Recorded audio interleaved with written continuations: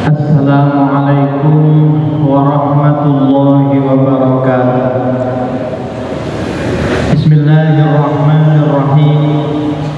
Alhamdulillahi nahmaduhu wa nasta'inuhu wa nastaghfiruh wa na'udzu billahi min shururi anfusina wa min sayyiati a'malina. May yahdihillahu fala mudilla lahu wa may yudlil fala hadiya lahu.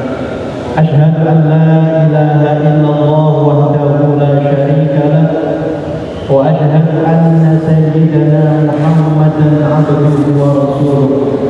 اللهم صل وسلم وبارك على سيدنا محمد وعلى آله وأصحابه أجمعين ومن تبعهم بإحسان إلى يوم الدين.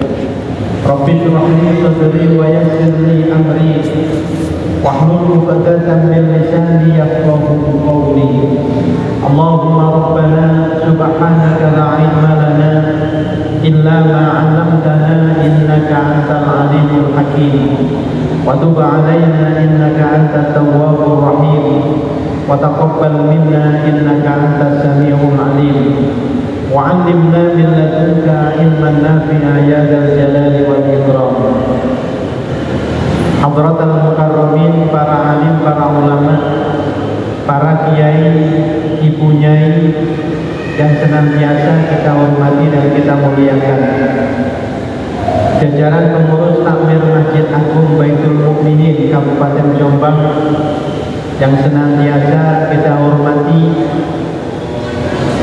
para hadirin, para hadirat jamaah kaum muslimin wal muslimat rahimakumullah. Dalam kesempatan yang sangat baik ini, mari bersama-sama kita meningkatkan rasa syukur kita kehadirat Allah Subhanahu wa taala dengan menggunakan segala nikmat yang telah diberikan oleh Allah untuk meningkatkan kualitas ibadah dan ketaatan kita kepada Allah Subhanahu wa taala. Maka syukur yang demikian ini akan menjadikan nikmat-nikmat yang telah diberikan oleh Allah kepada kita senantiasa ditambah baik kuantitas maupun kualitasnya. Allahumma amin. Shalawat dan salam semoga tetap terlimpahkan kepada junjungan kita Nabi Agung Muhammad sallallahu alaihi wasallam yang telah memberikan bimbingan dan tuntunannya kepada kita semuanya berupa ajaran agama Islam, agama yang diridhoi oleh Allah Subhanahu wa taala.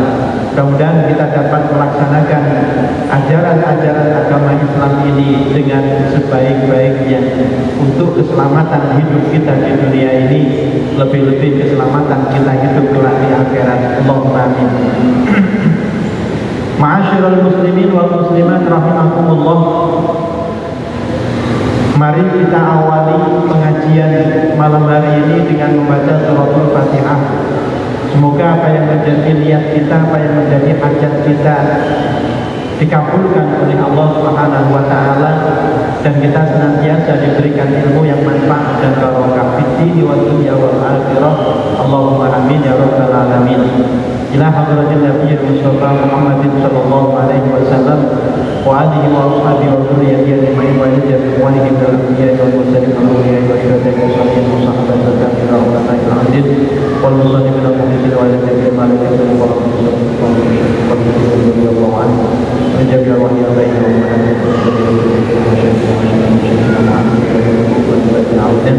wa ila jami'i masyayikhi Madinatul Jombang wa mu'allif hadal kitab tafsir rahimahullah wa nafa'ana bihi Al-Fatihah. A'udzu billahi minasy syaithanir rajim. Bismillahirrahmanirrahim. Alhamdulillahi rabbil alamin arrahmanir rahim maliki yaumiddin. Iyyaka na'budu wa iyyaka nasta'in ihdinas siratal mustaqim siratal ladzina an'amta 'alaihim ghairil maghdubi 'alaihim waladdallin. Bismillahirrahmanirrahim. Malam hari ini saya akan membacakan surat Ali Imran ayat 193 dan ayat 194. بالله من الشيطان الرجيم بسم الله الرحمن الرحيم ربنا إننا سمعنا مناديا ينادي للإيمان أن آمنوا بربكم فآمنا ربنا فاغفر لنا ذنوبنا وكفر عنا سيئاتنا وتوفنا مع الأبرار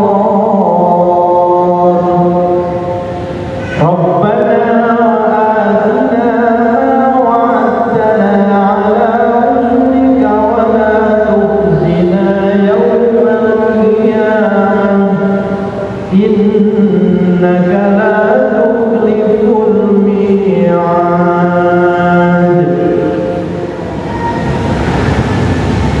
Orang-orang yang berakal, orang-orang yang cerdas, yang dengan memperhatikan ciptaan-ciptaan Allah baik di langit maupun di bumi, orang-orang yang senantiasa memperhatikan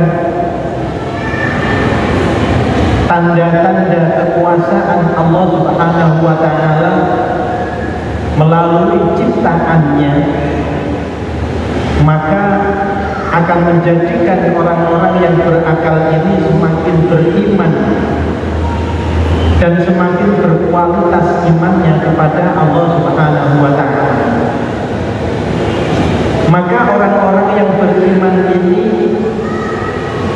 senantiasa mengikrarkan diri kepada Allah Subhanahu wa ta'ala. Dalam ayat ini, wahai Tuhan kami, innana sami'na munadiyan yunadi lil iman, sesungguhnya kami telah mendengar orang yang menyeru kepada iman, an aminu bi rabbikum, dengan mengatakan hendaklah kalian semuanya beriman kepada Tuhan kalian. Fa'amanna, kemudian kami telah beriman. Bapak Ibu yang dimuliakan oleh Allah, ayat ini menjelaskan tentang sikap orang-orang yang beriman ketika mendengarkan panggilan untuk beriman kepada Allah Subhanahu wa ta'ala dan Rasulnya. Maka tidak ada jawaban yang diikrarkan oleh orang yang beriman ini kecuali tunduk dan menerima ajakan tersebut sehingga dirinya menjadi orang yang beriman. Dan inilah ciri-ciri memang orang yang beriman itu seharusnya seperti ini. Ketika diajak, ketika dipanggil dengan ajakan Allah dan ajakan Rasulnya, berupa ajakan apapun, maka orang yang beriman ini senantiasa tunduk dan melaksanakan apa yang diperintahkan oleh Allah dan Rasulnya. Maka dalam surat yang lain, di dalam surat An-Nur kita temukan ayat 51 misalnya, firman Allah, innama kana qaulal mu'minina idza du'u ila Allahi wa rasulih liyahkuma bainahum ay yaqulu sami'na wa ata'na. Dalam ayat ini Allah mengatakan sesungguhnya ucapan orang-orang yang beriman itu ketika mereka diajak kepada Allah dan Rasulnya untuk menyelesaikan perkara di antara mereka, maka mereka mengatakan sami'na wa ata'na, kami mendengarkan dan kami taat. Ini ucapan orang-orang yang betul-betul beriman kepada Allah.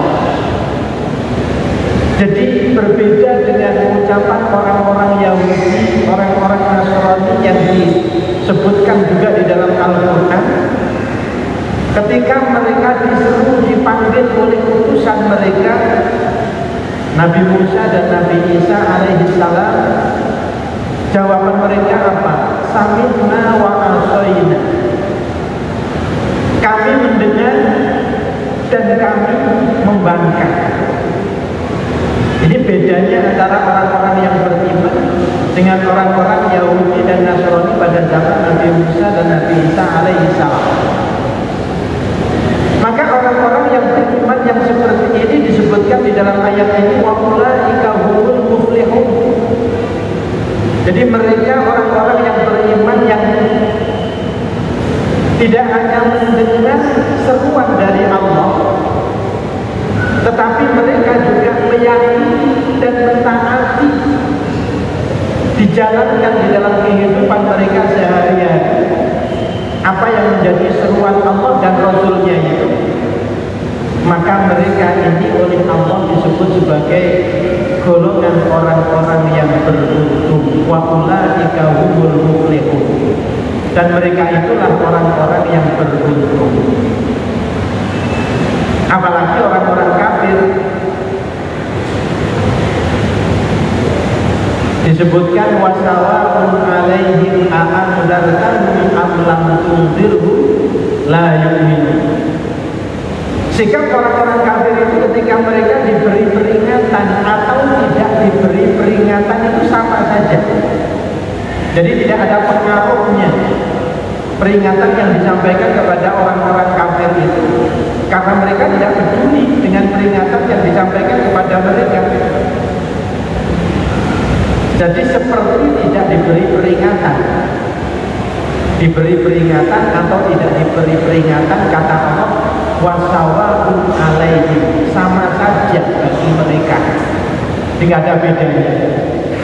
Maka orang-orang yang beriman yang seperti ini, ketika mereka sering mendengarkan nasihat-nasihat dari Allah, nasihat-nasihat dari Rasulullah yang disampaikan melalui forum-forum pengajian seperti ini, atau melalui pengajian-pengajian di tempat yang lainnya, maka orang-orang yang beriman ini akan semakin berkualitas imannya, karena dia akan senantiasa berkata sami'na wa ata'na, kami mendengar dan kami taat.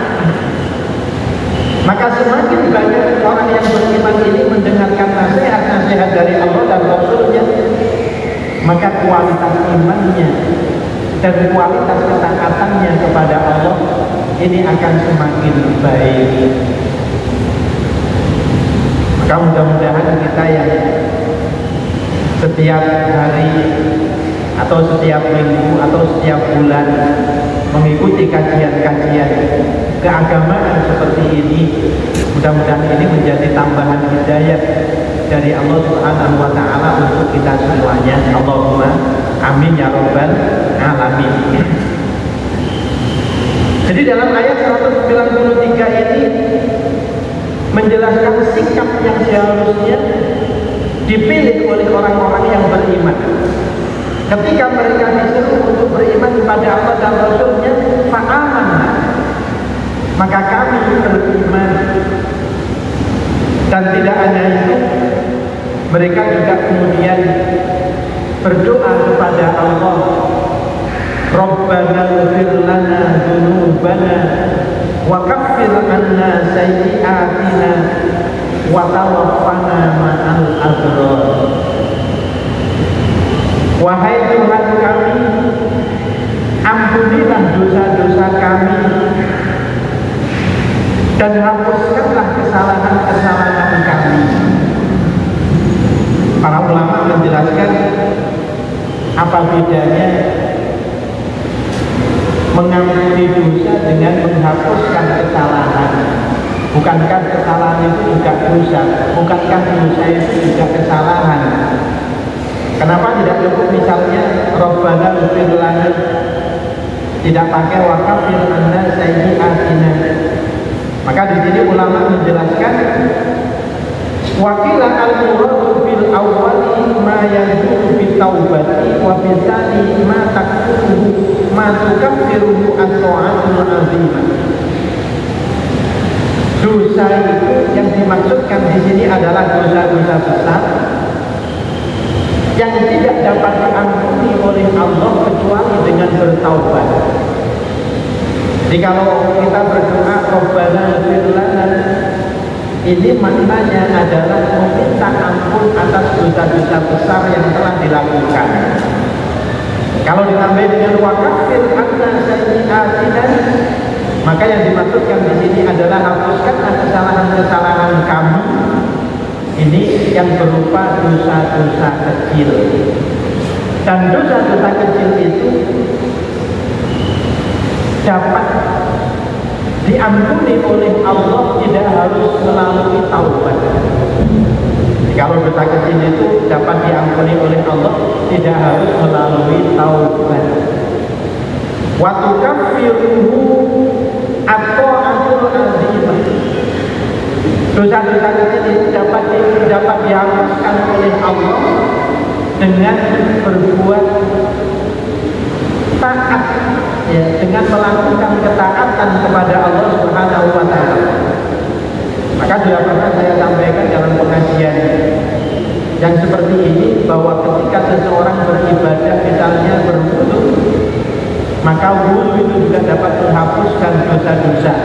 Yang dimaksudkan di sini adalah dosa-dosa kecil, bukan dosa-dosa besar. Ketika seseorang itu sholat, misalnya mulai dia melangkahkan kakinya dari rumah menuju ke masjid, maka setiap langkah kakinya itu dapat meninggikan derajatnya orang itu di sisi Allah, dan sekaligus juga dapat menghapuskan kesalahan-kesalahan orang tersebut. Maka yang dimaksudkan kesalahan-kesalahan yang dihapus oleh Allah itu adalah dari dosa-dosa kecilnya. Begitu juga ketika seseorang ini berpuasa misalnya. Jadi man shoma ramadhana imanan wa ihtisaban ghufira lahu ma taqaddama min dhanbi. Barang siapa yang berpuasa didasari dengan iman dan mengharap ridho Allah, maka dosa-dosanya akan diampuni oleh Allah Subhanahu wa taala. Jadi dosa-dosa yang telah lalu. Begitu juga dengan ibadah sholat, dan begitu juga dengan ibadah haji. Semua ibadah-ibadah yang dikerjakan itu akan dapat menghapuskan dosa-dosa kecil yang telah dilakukannya. Tapi kalau dosa besar, maka dapat diampuni oleh Allah dengan cara bertaubat kepada Allah Subhanahu wa taala. Jadi bertaubat itu bagaimana yang dijelaskan oleh para ulama, ada syarat-syaratnya. Yang pertama, dia menyesali perbuatan dosa yang telah dia lakukan. Jadi orang yang bertaubat itu harus menyesal. Kalau dia bilang taubat tapi tidak menyesal atas perbuatan dosanya, maka itu bukan namanya taubat. Jadi orang yang bertaubat itu harus menyesal atas dosa-dosa yang telah dilakukannya. Yang kedua, dia harus berjanji, jadi tidak akan mengulang perbuatan dosa yang telah dia lakukan. Itu namanya bertaubat.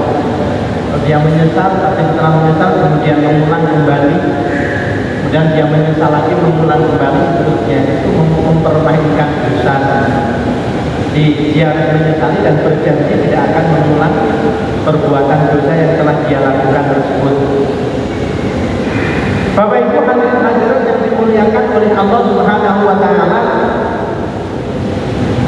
wakila al-muradu bil awwali ma ata bihi al-insanu ma'al ilmi bi kaunihi manusiatan. Ada juga para ulama yang menjelaskan bahwa yang dimaksudkan dengan lafaz Rabbana ighfir lana, wahai Tuhan kami, ampunkanlah dosa-dosa kami, ampunilah dosa-dosa kami, itu yang dimaksud adalah dosa-dosa yang dilakukan oleh seseorang atas dasar kesadaran dan pemahaman bahwa dia sebenarnya telah betul-betul melakukan perbuatan dosa dan maksiat. Jadi ada kalanya orang melakukan perbuatan dosa itu kan memang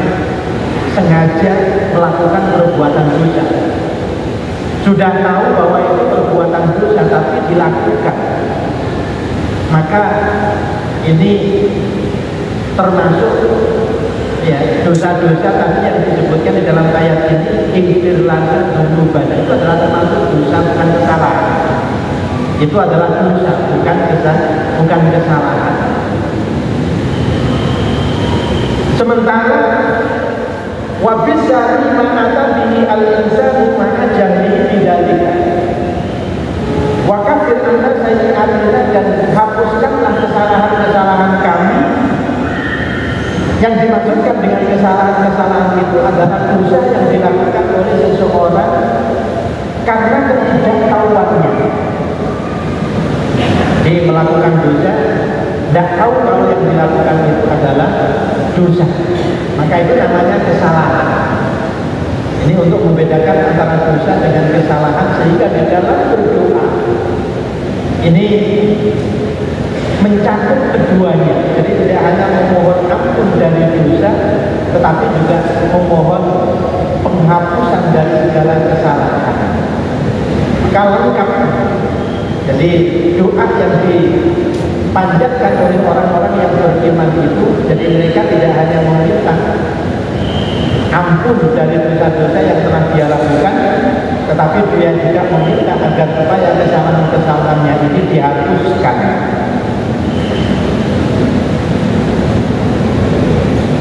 Bapak Ibu hadirin hadirat yang dimuliakan oleh Allah, ternyata doa memohon ampun kepada Allah ini, baik dari dosa besar atau dosa kecil yang tadi sudah kita jelaskan, ini adalah merupakan doa terbaik yang seharusnya dibiasakan oleh orang-orang yang beriman. Jadi Bapak Ibu sebenarnya tidak perlu misalnya banyak meminta kepada Allah atas kebutuhan-kebutuhan Bapak Ibu. Cukup dengan memperbanyak mohon ampun kepada Allah Subhanahu wa Ta'ala,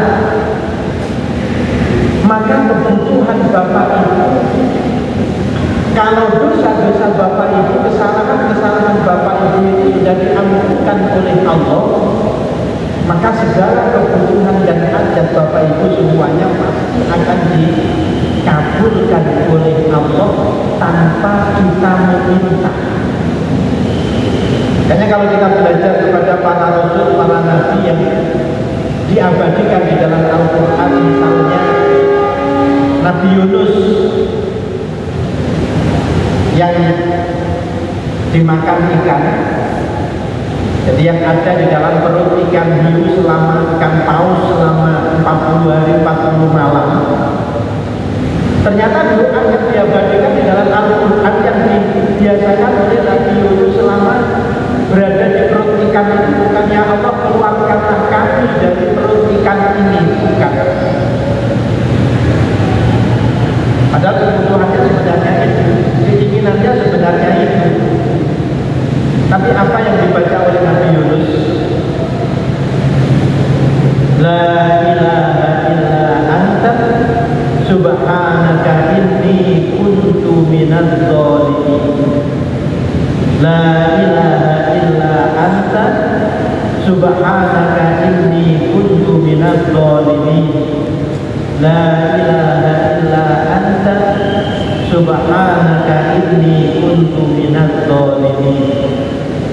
La ilaha illa anta, tidak ada Tuhan selain Engkau ya Allah. Subhanaka, maha suci Engkau ya Allah. Ini sesungguhnya aku minadh dhalimin, termasuk orang-orang yang berbuat zalim, termasuk orang-orang yang telah berbuat zalim. Jadi mengakui bahwa dirinya ini telah melakukan kesalahan, maka kemudian ia memohon agar kesalahan-kesalahannya ini diampuni oleh Allah Subhanahu wa Ta'ala. Jadi doanya bukan wahai Allah, wahai Tuhan kami, keluarkanlah kami dari perut ikan, bukan. tapi pengakuan atas kesalahan yang telah dia perbuat, sehingga setelah 40 hari 40 malam itu Nabi Yunus kemudian diselamatkan oleh Allah dan bisa keluar dari perut ikan paus yang memakannya dalam keadaan selamat. Kalau kita membaca hadis-hadis Nabi, ada salah satu yang diriwayatkan oleh Imam Abi Dawud dari Rasulullah Shallallahu Alaihi Wasallam, qala man lazimal istighfar ja'alahu lahu min kulli dhikin makhraja wa min kulli hammin faraja wa yarzuquhu min haitsu la yahtasib wa razaqahu min haitsu la yahtasib. Ini hadis Nabi. Beliau bersabda, barang siapa yang membiasakan istighfar, ini berarti memohon ampun kepada Allah. Di panjenengan, saya yakin kalau istighfar itu pasti sudah hafal. Astagfirullahaladzim, astagfirullahaladzim, paling tidak seperti itu. Tapi syukur kalau misalnya hafal sayyidul istighfar. Jadi ada istighfar, ada sayyidul istighfar. Allahumma anta rabbi la ilaha illa anta khalaqtani wa ana abduka wa ana ala ahdika wa wa'dika mastata'tu a'udzu bika min syarri ma sana'tu abu'u laka bi ni'matika 'alayya wa abu'u bi dhanbi faghfirli fa innahu la yaghfiru dzunuba illa anta. Itu adalah sayyidul istighfar yang kalau kita sholat malam pada bulan Ramadan ini mesti kita baca, mesti saya baca. Jadi doa istighfar dan doa sayyidul istighfar, kan doanya Nabi Yunus tadi itu juga selalu ya, saya baca ketika menjadi imam sholat yang mulai di Masjid Agung ini. La ilaha illa anta subhanaka inni kuntu minadz dzalimin. Jadi pengakuan atas kesalahan-kesalahan yang telah kita perbuat. Jadi kita tidak perlu meminta kepada Allah, tapi kita tahu diri bahwa kita banyak kesalahan yang perlu kita meminta ampun kepada Allah.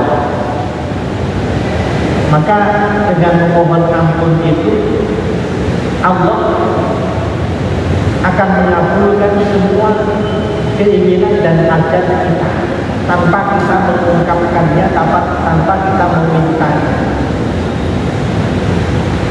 Kita minta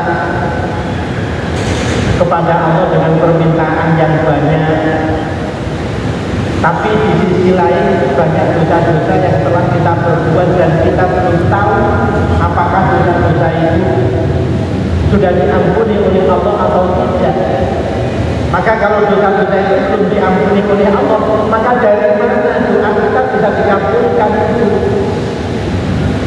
Maka Nabi pernah menyampaikan kepada para sahabat-sahabatnya mengenai orang yang selalu berdoa kepada Allah tapi famal basuhu haramun wa mat'amuhu haramun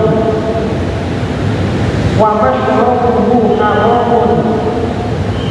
Jadi kata Nabi, orang yang berdoa kepada Allah tetapi dia tidak menyadari bahwa baju yang dia pakai itu haram, makanan yang masuk ke dalam perutnya itu juga haram, minuman yang dia minum juga haram, maka fa'aina saja.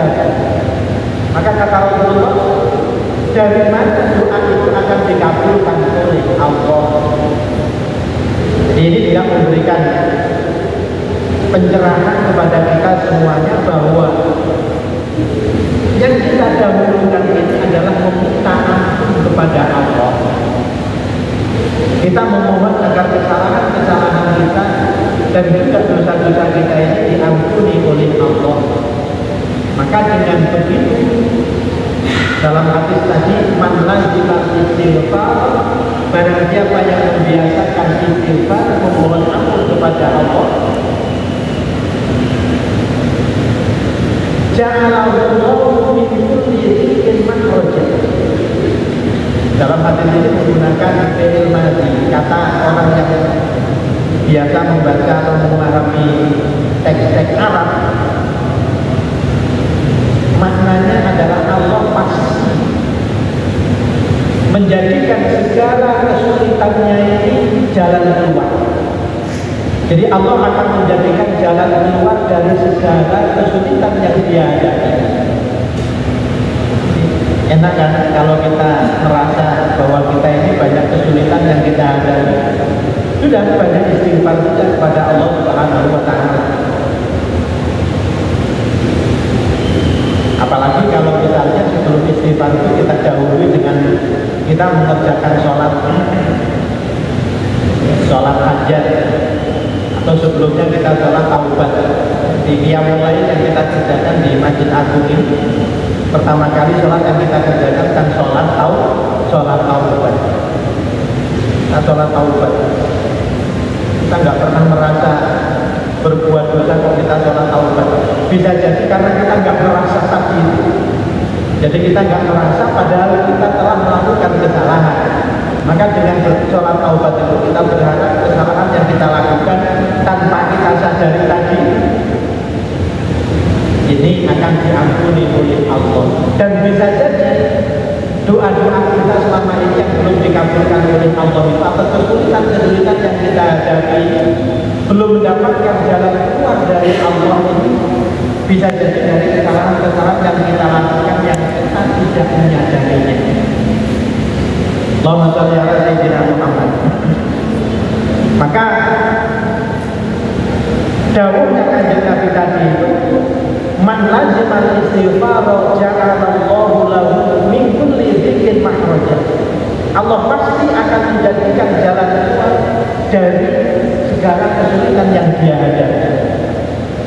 Dan ternyata tidak hanya ada tulisannya hadis ini, wa min kulli hammin faraja. Wa min kulli hammin faraja itu, dan Allah pasti akan menjadikan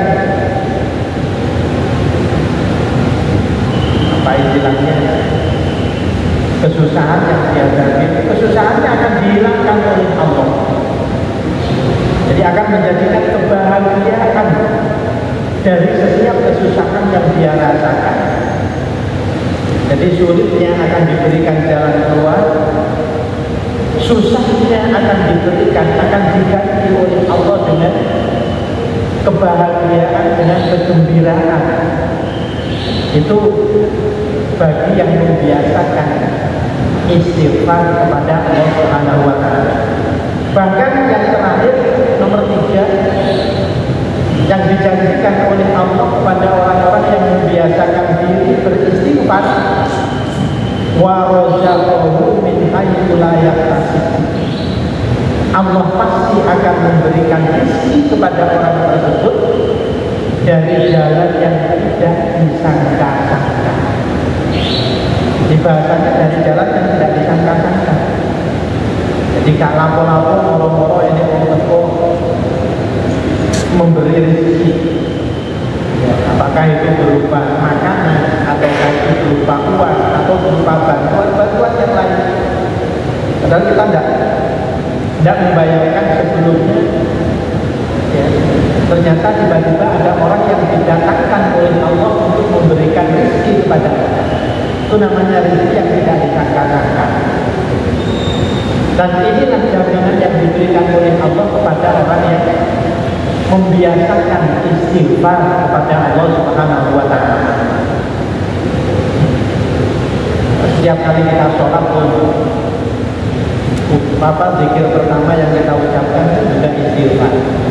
Astaghfirullahaladzim alladzi la ilaha illa anta.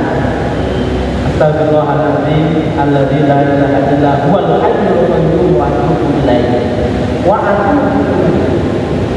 Dan saya bertaubat kepadanya. Padahal kita baru saja salam dari sholat, kok tidak mengucapkan alhamdulillah. Jadi karena ini bentuk pengakuan seorang hamba yang betul-betul merasa dirinya ini masih banyak kesalahan di hadapan Allah. Bisa jadi sudah sholat tapi sholatnya mungkin belum benar-benar sesuai dengan yang diinginkan oleh Allah, sehingga setelah salam itu kita langsung berdoa. Yang pertama kita baca adalah istighfar. Bapak Ibu yang dimuliakan Allah Subhanahu wa taala, wa kaffir anna sayyi'atina wa tawaffana ma'al abrar. Doa yang berikutnya yang diminta oleh orang-orang yang beriman itu adalah wa tawaffana ma'al abrar. Dan matikanlah kami ya Allah, mati tentunya kalau sudah waktunya. Bukan mati karena sekarang ini, bukan. Jadi kalau engkau telah menetapkan ajal kami ya Allah, maka matikanlah kami ini bersama dengan orang-orang yang berbakti. Ai minan nabiyyin was-sholihin. Yang dimaksudkan adalah kumpulkanlah kami nanti setelah meninggal dunia ini bersama dengan golongan para nabi dan golongan orang-orang yang soleh. Bapak Ibu yang dimuliakan oleh Allah, orang-orang yang diberi nikmat oleh Allah nanti di akhirat berupa kenikmatan surga, kenikmatan tempat yang indah, dan kenikmatan-kenikmatan yang lainnya yang ada di surganya Allah ini pasti akan diberikan kepada para nabi. Minan nabiyyin wasiddiqin wasyuhada wassalihin, itu pasti. Di para nabi, orang-orang yang membenarkan jadi agama Allah dan Rasulnya, wasiddiqin wasyuhada wassalihin, orang-orang yang mati syahid dan orang-orang yang soleh. Itu mereka adalah golongan orang-orang yang diberi nikmat oleh Allah Subhanahu wa taala. Nah, kita ini bisa jadi bukan termasuk salah satu dari golongan yang disebutkan sebagai orang-orang yang diberi nikmat oleh Allah tersebut. Tetapi meskipun demikian, kita boleh jadi memohon kepada Allah Subhanahu wa taala agar ini dikumpulkan bersama golongan orang-orang yang diberikan nikmat oleh Allah Subhanahu wa taala. Jadi kita ini bukan orang yang soleh misalnya, bukan orang-orang yang mati syahid, tapi kita memohon kepada Allah supaya nanti di akhirat dikumpulkan bersama dengan mereka, orang-orang yang telah diberikan nikmat oleh Allah Subhanahu wa taala. Maka dalam ayat yang lain Allah berfirman, wa hasuna ulaika rafiqa. Mereka para nabi, para siddiqin, para syuhada dan para sholihin itu adalah teman yang paling baik nanti ketika di akhirat. Saya jadi menceritakan dalam pengajian-pengajian ini, meskipun kita ini orang yang biasa, tapi kalau kita bersama dengan orang yang mulia, kita ikut dimuliakan. Itu di dunia, apalagi di akhirat. Maka mudah-mudahan kita nanti dikumpulkan bersama orang-orang yang diberi nikmat oleh Allah Subhanahu wa taala. Amin ya rabbal alamin. Wallahu a'lam bishawab. Wassalamualaikum warahmatullahi wabarakatuh.